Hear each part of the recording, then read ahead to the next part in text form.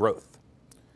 And this is something, and I don't know if Gina wants to, jump on this. I mean, one thing that's interesting is that in a lot of the surveys I've seen recently is that headcount is up nationally among a lot of firms. And it's, again, the concern is that it's outpacing the work that's coming in, but a lot of firms are starting to bulk up a little bit. But attorney headcount was up compared to last year. 50% said they grew between significantly and slightly. In 2014, only 50% said they grew between slightly and significantly. In the last 5 years, 2014 was the low point at 50%, and then the high point was in 2011 when 67% said they grew.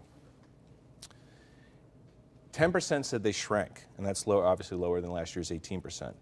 And this is one where and I note this, this is one where the results of this have really kind of fluctuated year to year compared to some of our other questions where you can see either a steady upward trend or a steady downward trend. This is one that's sort of fluctuated.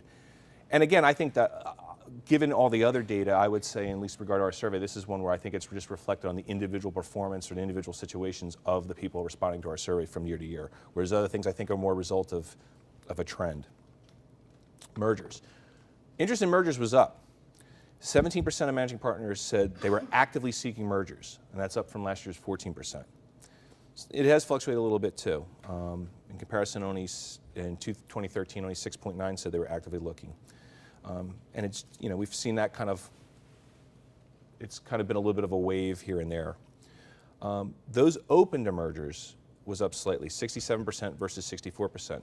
I think the interesting thing in this is that 54% said they were looking at East Coast cities, which was down sharply from 2014 when it was 66%.